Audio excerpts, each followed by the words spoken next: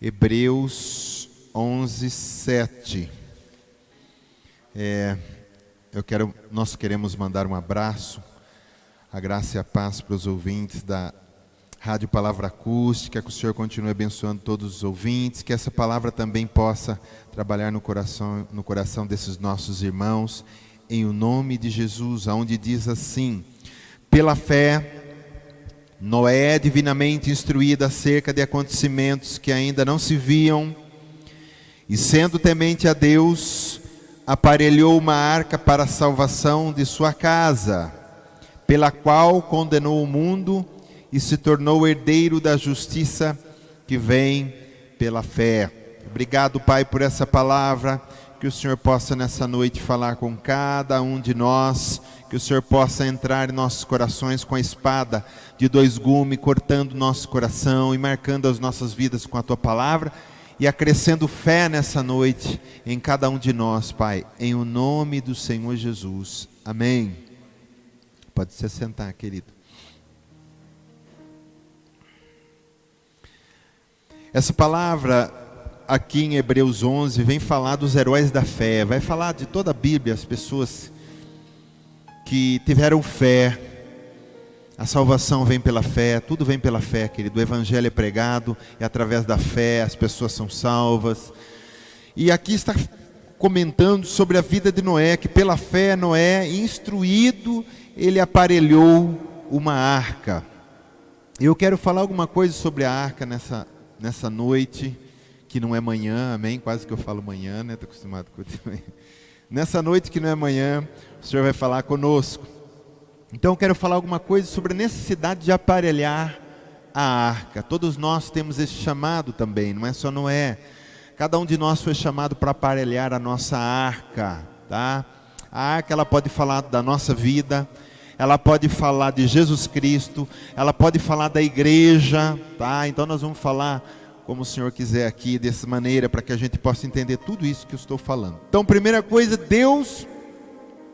quem Deus escolhe para aparelhar a arca? Então aqui vai dizer assim, Noé, divinamente instruído acerca dos acontecimentos que ainda não se viam, e sendo o quê? Sendo temente a Deus. Perceba que ele era um homem temente a Deus. Para completar, porque no Gênesis 6 que fala desse momento, né? O versículo 9 diz assim: eis a história de Noé. Era homem justo, íntegro entre os seus contemporâneos, e Noé andava com Deus. Meu querido, nós temos que aparelhar uma arca, nós temos que edificar as nossas vidas. Mas começa com pessoas que têm disposição. Não que Noé era perfeito, mas era um homem temente a Deus. Era um homem que queria andar com Deus e andava com Deus. Era um homem reto. Era um homem íntegro. Íntegro é uma pessoa que é inteiro dado para outra.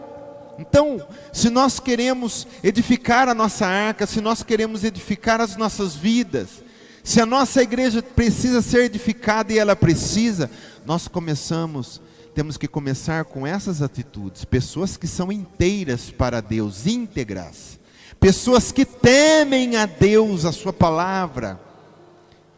Pessoas que querem, que estão dispostas e disponíveis para andar com Deus.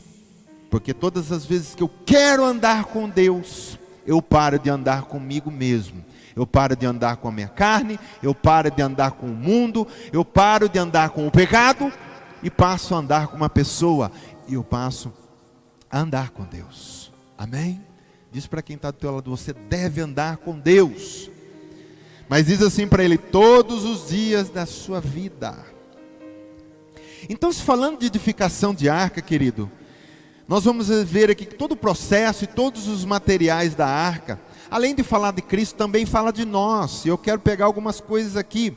Eu não quero citar o texto lá, mas lá diz assim, para Noé, que ele pegasse e fizesse a arca de tábuas de ciprestes. Então Deus deu a dica de qual árvore ele deveria edificar essa arca, que na realidade foi a salvação para a vida dele, da família dele, da ira de Deus que foi derramado sobre toda a terra com o dilúvio. Então, primeira coisa, tábuas de ciprestes. E tábua de ciprestes fala de 3 coisas: longevidade, resistência e odor. No que se diz a longevidade, porque era uma tábua que aguentava muito, a vida dessa madeira era muito longa. Fala que a arca de Deus só é construída com pessoas que são eternas, pessoas que já nasceram de novo. As nossas vidas são edificadas quando nós nascemos de novo, quando a vida eterna de Deus entra em nós.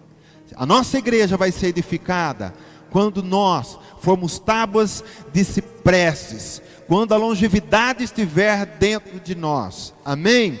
A palavra do Senhor diz em 1 João 5,11: e o testemunho é este, que Deus nos deu a vida eterna, e esta vida está no seu Filho. Então Deus já deu essa vida para nós, e nós passamos a ser tábuas de ciprestes, tábuas que têm longevidade. Eu sou uma tábua, você é outra tábua, e nós vamos sendo colocados, edificando a igreja de Cristo, e edificando também a nós mesmos. Amém? Fala do que mais? De resistência. A arca do Senhor, ela só é construída por aqueles que têm a força, por aqueles que têm o poder de Deus. Porque o crente, quando tem o poder de Deus, ele se torna inabalável. O diabo levanta aqui, perde, levanta ali, perde, arma outra armadilha ali, perde, tenta colocar uma muralha e perde. Por quê? Porque o poder de Deus está dentro dele. Ele é tábua de cipreste, ele resiste. E a palavra do Senhor diz em Efésios 6,10: quanto mais sede fortalecidos no Senhor e na força do seu poder. Quando se acostuma, você pega um bezerro e desde pequeno se amarra ele na corda, e quando ele cresce, ele fica muito grande e forte, você pode amarrar ele até com um barbante, ele não sai do lugar, mas ele não sabe a força que ele tem. Nós crentes precisamos perder essa coisa. Nós sabemos a força que nós temos. No mundo, o inimigo nos amarrava, o inimigo sempre nos subjugava. Nós temos que saber agora, no poder e na força do Senhor, ninguém pode nos segurar. Amém? O inimigo, o medo, a ansiedade não pode nos segurar. As coisas do mundo não podem barrar você e eu, porque somos tábuas de cipreste, que é forte, que é rígido. Glória a Deus. É maisena que quanto mais bato, mais duro fica? O que é que põe lá? Então? Hã? Não, chantilly também, mas tem um... Hã? É, entendeu? O crente assim, quanto mais ele apanha, mais duro ele fica. Não é? Quanto mais fogo, o vaso vai ficando duro, e ele vai ficando resistente. E é isso que Deus quer das nossas vidas. Se você está num momento difícil, é uma oportunidade de você se enrijecer e se encher do poder de Deus, se encher da força do Senhor, porque o poder de Deus é liberado quando nós estamos numa situação que precisa de mais poder. Então Deus libera mais poder, e quem é abençoado é você. Amém? E o cipreste também fala do odor. Era uma madeira muito cheirosa, querido, que exalava um perfume. Então nós também somos o que? 2 Coríntios 2,15. Porque nós somos para com Deus o que? O bom perfume de Cristo. Então está aí as 3 características da tábua de cipreste. Nós temos vida eterna, temos resistência e temos perfumes. Estamos prontos para ser a arca de Deus. Amém? Outra coisa que Deus pediu para Noé é que ele calafetasse com betume por dentro e por fora. E calafetação fala de isolamento. A arca seria isolada de toda a água não entraria dentro dela. Então, a água fala do quê? Fala do pecado e fala do mundo que não pode entrar para dentro da arca. As porcarias do mundo, querido, não influenciam mais as nossas vidas, porque nós fomos calafetados com o sangue do Cordeiro, amém? Nós fomos calafetados com a unção do óleo do Espírito Santo, amém? Nós fomos calafetados com o poder da palavra que nos envolve. E com tudo isso, nós conseguimos nos isolar do mundo de trevas, do dilúvio do pecado, do dilúvio de tentações que estão aí, não entram em nós. Porque a Bíblia diz que Deus pediu para Noé calafetar por dentro e calafetar por fora. O que quer dizer isso? Nós somos calafetados por dentro. Sabe por quê? Dentro de nós, os nossos pensamentos são santos, não são influenciados. Os nossos desejos, as nossas vontades são calafetados para fazer somente a vontade de Deus. O inimigo não consegue. As nossas intenções, todas elas são santas, porque já foram calafetadas. E assim nós vamos sendo edificados como arca de Deus, como igreja de Deus. Glória a Deus. Calafetado por dentro e calafetado por fora, porque por fora também nós nos vestimos como filho de Deus, nós nos portamos como filho de Deus, nós agimos e reagimos como filho de Deus também por fora. Tudo aquilo que nós ouvimos de fora, tudo aquilo que nós vemos de fora, está calafetado, calafetados por dentro e calafetados por fora. Deus não esqueceu de nós, querido. Você percebe que todos os detalhes, Deus fez a nossa vida dessa maneira, sempre nos protegendo, liberando poder, trazendo em nós a sua presença. Glória a Deus. Outra coisa que fala da arca que é interessante é a medida. Essa arca media 150 metros de comprimento, 25 metros de largura e 15 metros de altura. O que Deus está dizendo com essa medida? Que a arca tinha que ser na medida exata que ele passou. E se nós queremos ser arca de Deus, se a igreja quiser ser arca de Deus, ela tem uma medida. Qual é a medida da igreja? Você sabe a medida? Oxe, vamos lá? Efésios 4:13.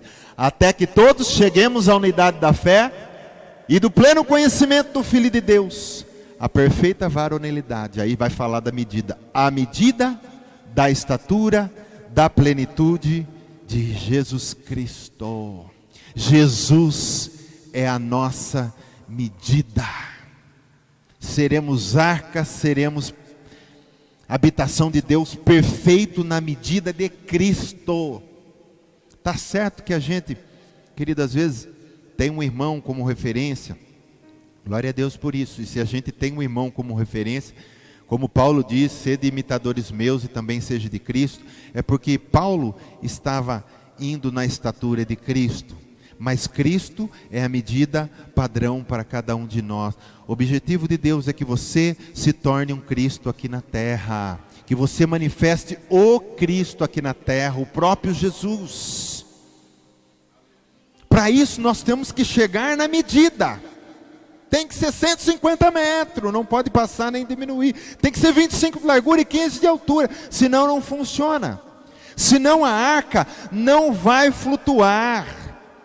E se nós não tivermos a estatura de Cristo, nós vamos afogar nesse mundo de pecado, nesse mundo terrível, nesse mundo de trevas. Você está entendendo, querido? Glória a Deus. Eu quero falar um pouco sobre o que a arca levou dentro dela. O que a arca levou dentro dela? Levou, primeiro, uma das coisas são os animais. Amém? Levou só 8 pessoas que são racionais e milhares de irracionais. Inclusive o jegue estava lá. Todo mundo fala que o jegue é um jegue. A gente costuma falar, mas você é um jegue, né? A gente tem não, fala gente, pessoas do mundo, né? Mas o jegue obedeceu a Deus e entrou lá. Tinha animais lá dentro, querido. E animais fala do quê? Pureza e inocência. Dentro da arca tem que ter o quê? Pureza e inocência. Por isso que Deus, antes de Jesus vir, o Messias, Ele instituiu que sacrificasse o quê? Animais. Por que animais? Cordeiro, bezerros, cabritos. Por quê? Porque eles simbolizam a inocência, pureza. O homem é que maquina o mal, o homem que projeta o mal, o animal não. O animal é aquilo que Deus o projetou para ser. Então, dizendo que a arca leva animal, não pode faltar dentro de nós pureza, inocência. Jesus disse assim, que o reino de Deus é como as criancinhas. Porque também as crianças falam da mesma coisa, pureza e inocência. Se nós não tivermos pureza no nosso coração, nós não entraremos no reino de Deus.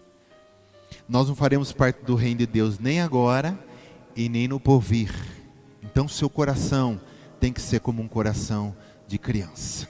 Tem que haver aí pureza e inocência. E outra coisa que havia lá, nós lemos aqui no 11:7, aparelhou uma arca para a salvação da sua casa. Diz assim comigo, para a salvação da sua casa. Além de levar os animais, levou ali uma família. A primeira coisa que Deus institui quando Ele acaba toda a sua criação é o que? A família. Junte-se o macho com a fêmea, homem com mulher, e os dois serão uma só carne. E depois ele diz, e multipliquem-se. Isso fala do quê? De família. Olha, a arca estava servindo para levar ali dentro a família, porque Deus achava importante a família. E nós vivemos numa geração que não existe mais família. Não existe mais contato nos familiares. E vai ficando cada vez mais difícil. Uma geração que o filho não sabe o que é o pai, o que é a mãe não sabe o que é o pai não sabe o que é o filho, e cada um na sua. Nós, querido, a igreja ela tem que prezar a família. Sim ou não? Uma igreja que tem famílias estruturadas, ou melhor, se as igrejas, todas elas tiverem famílias estruturadas e prezar pela família, nós teremos cidades estruturadas, estados estruturados, país estruturado e um mundo estruturado. Pode perceber, o mundo está desestruturado, você corre e vê a família como é que está no mundo, estão todas destruídas. Todas destruídas. E o diabo sabe que se ele destrói a família, ele acabou com toda a base, todo o fundamento de uma geração que possa ser abençoada, de uma próxima geração que possa ser uma bênção. E o próprio mundo é amaldiçoado porque a família não é abençoada. Eu e a minha casa serviremos ao Senhor. Dá para você dizer essa profecia, essa palavra de Deus diz assim, eu e a minha casa serviremos a Deus. Josué não diz eu vou servir a Deus, ele diz eu e a minha casa serviremos a Deus. Esses dias eu postei no grupo foi ontem, né? Sobre aquele rapaz que desde 14 anos era homossexual e o pai dele sempre dizendo, um dia você vai servir a Deus, um dia você vai servir a Deus, um dia você vai servir a Deus, e pegava ele nas esquinas, levava para casa, você vai servir a Deus, você vai servir a Deus. E hoje ele serve a Deus. Não pode desistir, querido. Eu e a minha casa serviremos ao Senhor. Mesmo que muitos da sua casa ainda não querem servir a Deus, mas você tem que dizer. Você tem que ligar isso no mundo espiritual. A Bíblia diz, o que eu ligo na terra está ligado no céu. Deus concorda. Eu e a minha casa serviremos a Deus. Estaremos dentro dessa arca. Glória a Deus. Temos que proteger as nossas famílias, temos que proteger os nossos pequenos, temos que olhar pelos nossos pequenos. Querido, a sua geração é esse que está aí no teu colo, você hoje está mamãe, né? Sua geração próxima é esse que está aí. Você tem que cuidar, você tem que guardar por ele. Porque a criança não sabe se guardar, a criança não sabe discernir, mas você sabe. Você é santa, você tem o Espírito de Deus, você tem a palavra, você tem discernimento. Porque o diabo é muito sutil, querido. Como ele tem pego as crianças, como ele tem levado as crianças desde pequeno para o caminho que não é do Senhor. Mas manda a palavra, manda a santidade, ensina o teu filho no caminho que deve andar. Amém? Uma característica da arca, querido, é que no projeto de Deus ficou faltando alguma coisa lá, que parecia que estava errado. O que estava faltando na arca? Não tinha leme. Está falando da nossa vida. E também pode falar da igreja. Eu estou falando de uma maneira meio que geral aqui, tá? Mas falando da nossa vida também. Depois que a arca saiu do chão, depois que a arca saiu do chão, o seu destino era a vontade de Deus.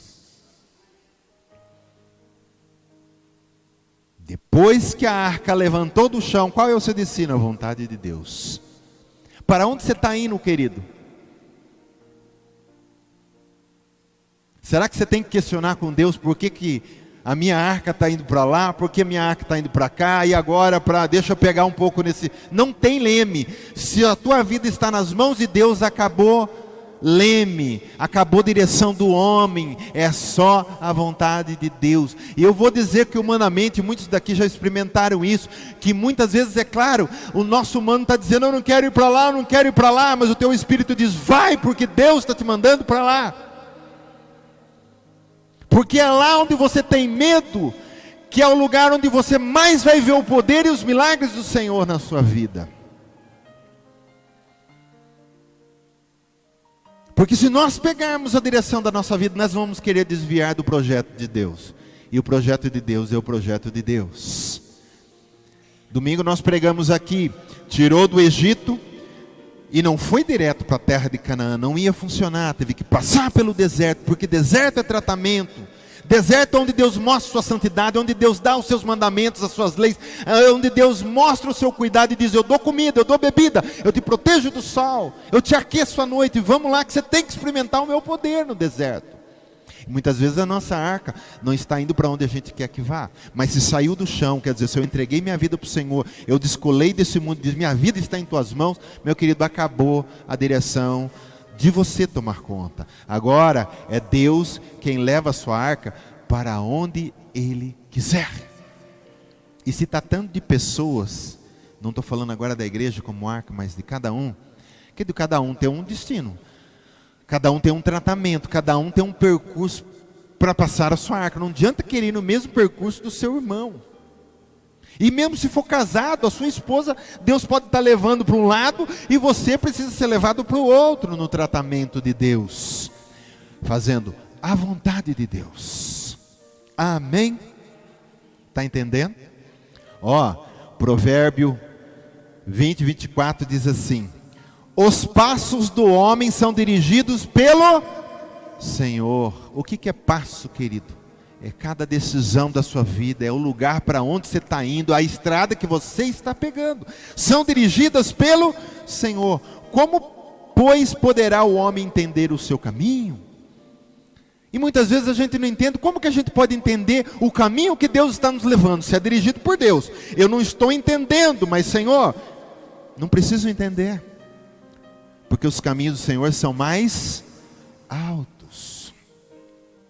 E nem sempre Deus tem que dar uma explicação para você. Quantas vezes na Bíblia Deus fez coisas que não explicou nada no momento, só foi entender depois. Não entende agora, vai entender depois. Como que você pode entender o que Deus está querendo fazer na sua vida? Você não vai entender, os caminhos dele são mais altos. Apenas libera para ele levar a sua arca para onde Ele quer que leve. Romanos 8,14, pois todos os que são guiados pelo Espírito de Deus, esses são filhos de Deus. Você quer ver uma pessoa que não é filho de Deus ainda? É aquele que nunca se deixa ser guiado pelo Espírito de Deus. Deus, Espírito Santo quer levar ele aqui, ele quer ir para lá. Não é filho de Deus. Mas quando o Espírito fala no teu coração, para e você para, vai e você vai, vira à esquerda e você vira, você é filho de Deus.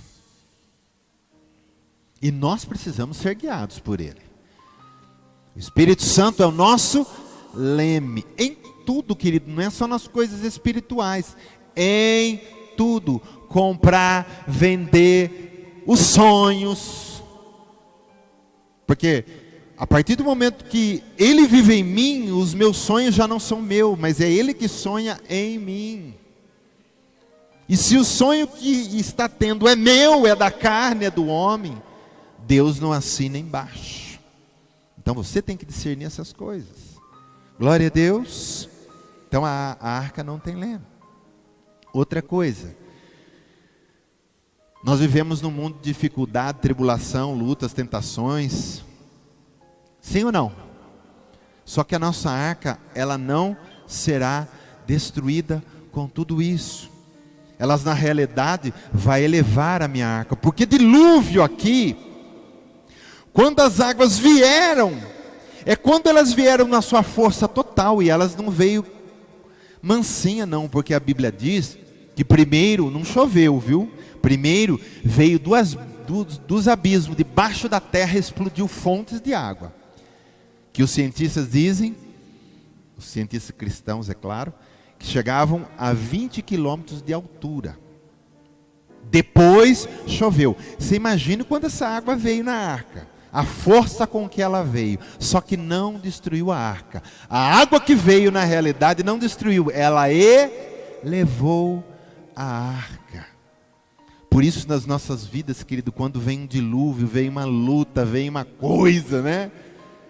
As águas que vêm, se você está em Deus, não vai afundar sua arca. Quando vem muita água, você é elevado, você sobe ainda mais. Quando a água veio, a arca não afundou, ela foi crescendo. Querido, qual é o maior monte da terra? Eu não me lembro aqui se é o que está no Japão, o Everest. A Bíblia diz que, não lembro também agora, mas era muitos côvados acima desse monte ainda ficou de água. Que altura que foi a arca de Noé? Por isso quando vier um turbilhão na sua vida, querido, é uma oportunidade de Deus te levar ainda mais. A luta vem, a tribulação vem, não é fácil. Claro que não é, querido. Nós não somos masoquistas, não gostamos de sofrer. Mas olha, uma coisa eu digo para você, fique firme em Deus, porque essa água vai te colocar mais para cima, vai elevar o teu nível. Amém. Glória a Deus. Você vê que a igreja é primitiva. Quanto mais dilúvio vinha, mais ela crescia, mais ela se espalhava, mais forte ela ficava.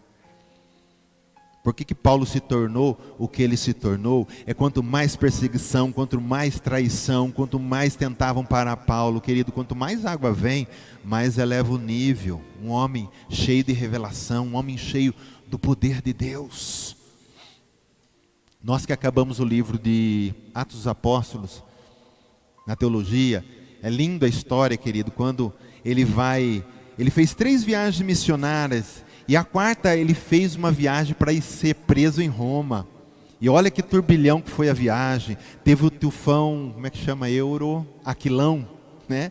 Que pegou o barco de surpresa e eles tiveram que, né, abaixar tudo e deixar sotavento, vai para onde Deus quiser, né, vamos dizer assim. E Deus estava no controle, e Deus fez esse barco parar numa ilha chamada de Malta. Paulo estava ali algemado, e parecia, ai que dilúvio, vai acabar com esse cara que me incomoda. O diabo pensava assim. Aí o barco, ele acaba se explodindo lá na beira dessa ilha, todos saem salvos, ninguém morre, porque Paulo estava ali onde tem um filho de Deus. Deus poupa todas as pessoas que estão ao redor, a sua família é abençoada por causa da sua vida, viu, querido? E eles descem, Paulo desce, querido, Paulo na ilha de Malta, todo mundo já pensou errado no começo, né? Ele chegou lá, estava frio, ele devia estar algemado, mas devia ter um espaço algema, né? E ele foi ajudar a catar graveto para porque era inverno, né?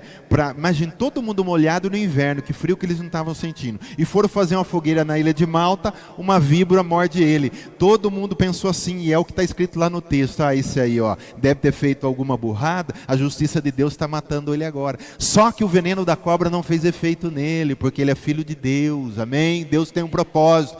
Ninguém morre antes do tempo, quem é filho de Deus morre na hora certa, amém? Eu queria que fosse logo, mas é Deus que... Amém. Aí, querido, você sabe o que ele fez na ilha? Aí todo mundo, quando viu que não morreu, dizia: esse é filho dos deuses. Aí mudaram a história, né? Esse cara é um abençoado. Aí o principal da ilha lá, o pai dele estava com um problema muito sério. Ele foi lá, orou e foi curado. Com algemas, pensa, querido. Paulo não está dizendo que nem esses pregadores de hoje: se não tiver presunto, queijo, se não tiver ar-condicionado, se não for 5 estrelas. O cara com algema, molhado no frio, foi lá, pôs a mão e o homem foi curado. Aí começaram a trazer, ficou 3 meses na ilha, começaram a trazer os enfermos. Paulo orava por todos, todos eram curados. Paulo pregou o evangelho lá. Aí eu falo para você, não tem dilúvio que tira o que Deus quer fazer na vida de um homem, mesmo que pareça que está tudo errado. Então quando as águas vêm, elas vêm para levantar a sua arca, para colocar você num nível mais alto ainda. Glória a Deus. Essa palavra aqui, a gente sempre lê ela, né? Mas olha aqui que interessante.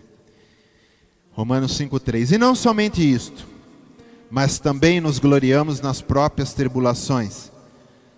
Então a tribulação, ela tem um fim, sabendo que a tribulação produz perseverança. A perseverança produz experiência. A experiência produz esperança.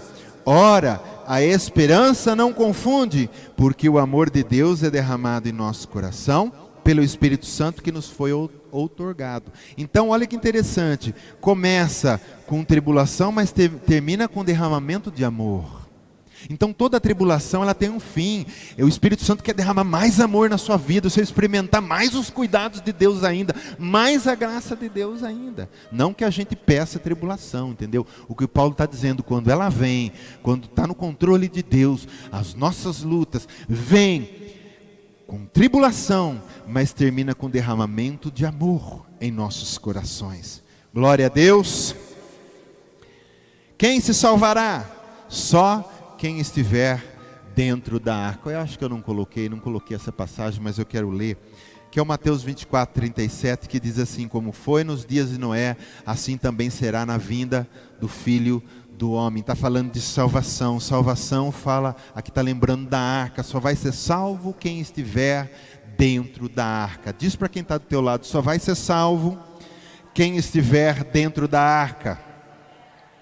A arca também é o quê? A arca também é Cristo. Quem está em Cristo está salvo. Porque quando Ele vier, Ele leva só quem está dentro da arca.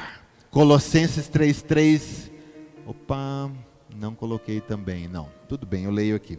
Porque morreste, e a vossa vida está oculta juntamente com Cristo em Deus. Querido, você está oculto dentro da arca, você está oculto dentro de Cristo. O inimigo olha para a tua vida, as pessoas querem acabar com você, mas você está guardado dentro de Cristo. Ninguém pode te tocar, a não ser que o Cristo permita, porque você está dentro dele. A Bíblia diz aqui, oculto, escondido dentro dessa arca que se chama Cristo. E estar em Cristo é estar no seu corpo, é estar também na sua igreja. Porque quem é o corpo de Cristo? A igreja. Eu sou a igreja, sim ou não? Não, vocês erraram. Eu não sou a igreja. Vocês precisam entender a diferença de ser igreja e ser templo. Eu sou templo, não sou igreja. Eu não sou igreja. Porque a igreja é feita de várias pessoas. Se eu falar que eu sou igreja, então eu sou completo. Eu sou um pedaço do corpo. Eu sou um membro do corpo. Eu sou uma célula. Ajuntado, eu sou o cotovelo, você é o antebraço, com o outro que é a mão. Aí dá para ser corpo. Mas eu sozinho não sou o corpo. Eu sozinho sou o templo. Então, o que é estar na arca? É estar no corpo. Então, só quero colocar aqui algumas passagens, ó. Colossenses 1:24, só para a gente encerrar. Agora me regozijo nos meus sofrimentos por vós, Paulo está dizendo, e preencho o que resta das aflições de Cristo na minha carne, a favor do seu corpo. Vai responder, quem é o corpo? Que é a igreja. Ó, corpo é igreja, corpo é a arca, porque se eu estou no corpo de Cristo, se eu estou na igreja de Cristo, eu estou dentro da arca. Eu não estou falando igreja e instituição, eu não estou falando igreja, tijolos e cimentos, amém? Eu estou falando de pessoas. Assim como a minha salvação é uma pessoa, Cristo, o corpo de Cristo também são pessoas, eu e você. Glória a Deus. E também o Efésios 1:22, que diz assim: e pôs todas as coisas debaixo dos pés, para ser o cabeça sobre todas as coisas, o deu à igreja, a qual é o seu corpo. Então você nunca vai poder dizer assim, eu sou a igreja. Você vai dizer, eu sou o corpo. Eu sou o corpo. Eu sou a igreja com o Almir, com Maurica, Ana, eu sou a igreja. Mas eu sou o corpo, tá? Eu sozinho sou o templo, não sou o corpo. Então a palavra até que diz assim, eclésia é aqui, fora, eclésia, chamados para fora, chamados para sair do seu conforto, do seu lar, para se reunir em um lugar público, seja ele aonde for. Isso é igreja, isso é arca. E só para refrescar nossa mente, para falar do templo, que nós conhecemos essa passagem, que diz assim, aqui sim, eu sou isso aqui, ó. Acaso não sabeis que o vosso corpo, agora está falando corpo, cada um, não está falando corpo igreja. O vosso corpo, embora está falando vosso no plural, mas está falando o corpo de cada um. O vosso corpo, não sabeis que o vosso corpo é santuário do Espírito Santo, ou templo do Espírito Santo, que está em vós, o qual tendes da parte de Deus e que não sois de vós mesmos. Aí sim, eu sou o templo. Clareou, querido? Então, Jesus vem buscar quem está na arca, no corpo da igreja, congregando, participando, servindo, intercedendo, sabe, se misturando, né? Diz assim comigo, tudo junto e misturado, amém? Mas não batatas separadas, e nem batata só descascada, batata cozida e amassada. Aí você não vê quem é grande, quem é pequeno, quem sabe mais, quem sabe menos, quem é feio, quem é bonito. Amassou, ficou homogêneo. Aí não é nem unidade, aí passa a ser unicidade, onde tudo misturou. Então é tudo junto e misturado. Isso é arca, isso é corpo de Cristo. Amém? Não deixemos de congregar como é costume de alguns, antes façamos admoestações, quanto mais o dia se aproxima. Não deixar de congregar, não deixar de estar na arca. Essa coisa, você sabe do que a gente sempre fala, né? É uma moda hoje, querido, essa coisa de querer ficar em casa, essa coisa, eu sou... É isso que eu falei, onde se erra, eu sou igreja em casa. Você não é igreja, igreja é corpo reunido. Você é um templo separado lá na sua casa. Aí sim, eu sou templo do Espírito Santo. Mas falar que a igreja não é. Ah, em casa, querido, ó, a igreja primitiva, diariamente perseveravam unânimes no templo, partiam o pão de casa em casa, tomavam suas refeições com alegria e singeleza de coração. Então eles perseveravam em estar sempre juntos.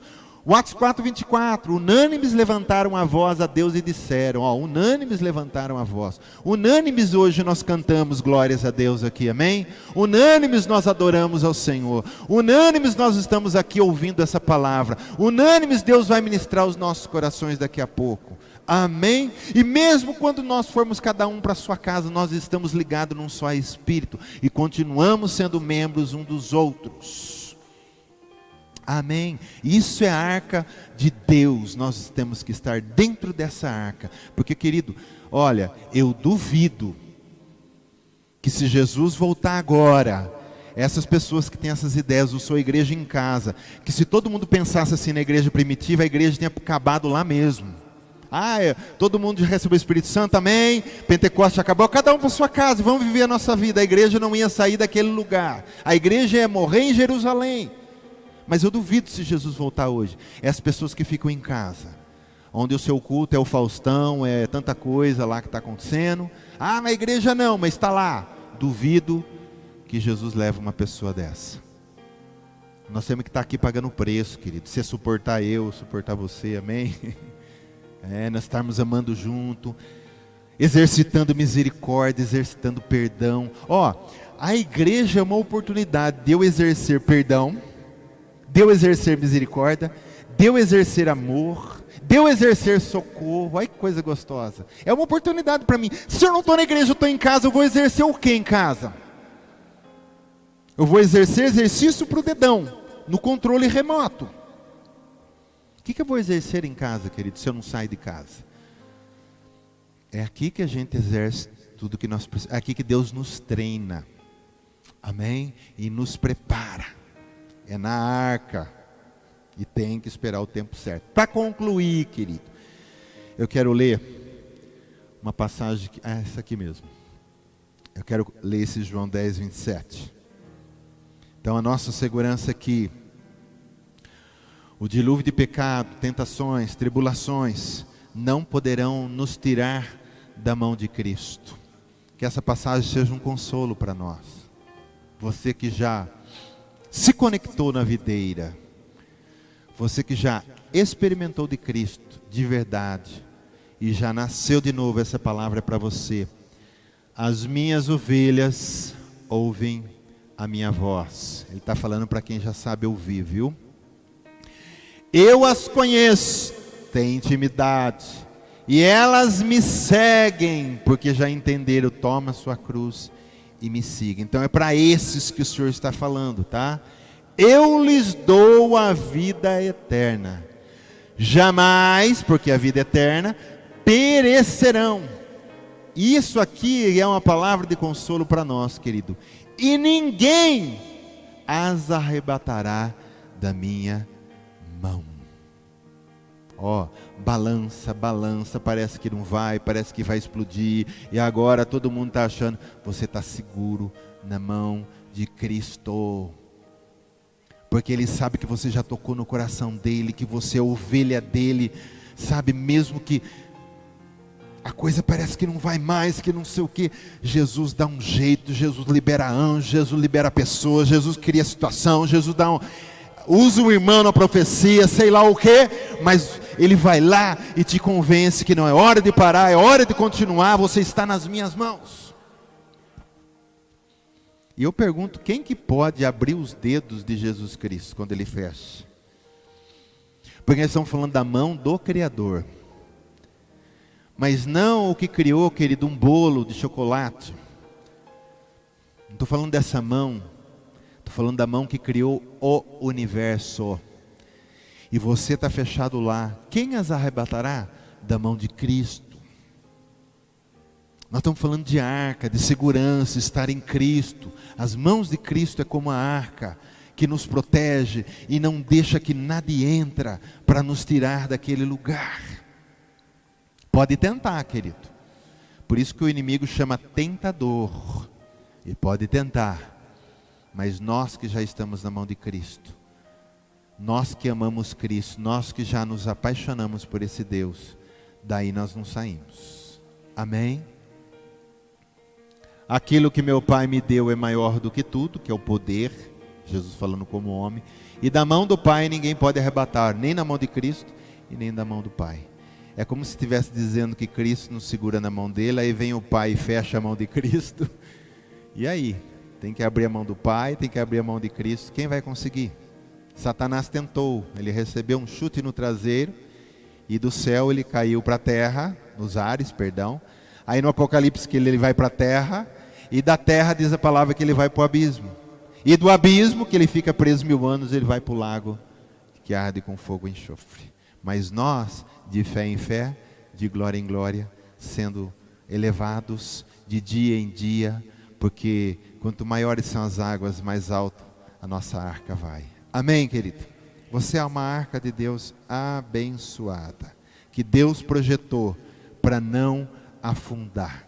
Apenas não segura, não tenta dirigir a sua vida, mas deixe Deus levar para onde Ele quiser. Amém? Tem um ditado antigo, quando eu estava na escola, nos primeiros anos, eu lembro que a professora falava assim, era um professor de português. Na época ainda existia já professor de português, tá? Que ele dizia assim, Deus escreve certo com linhas tortas. Aí ele fazia uns riscos tudo torto na lousa assim, e falou isso aí, é uma coisa que eu não esqueço até hoje, Deus escreve certo com linhas tortas.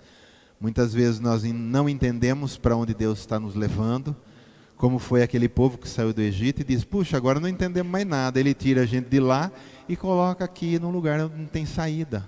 E o exército vindo atrás, nós não temos nem para lá nem para cá, só sobrou o mar. E agora? Deus escreve certo com as linhas tortas. Deus quis que fosse ali para ele dizer, eu vou mostrar para vocês que até o mar eu abro para o meu povo passar. E foi isso que ele fez. Amém.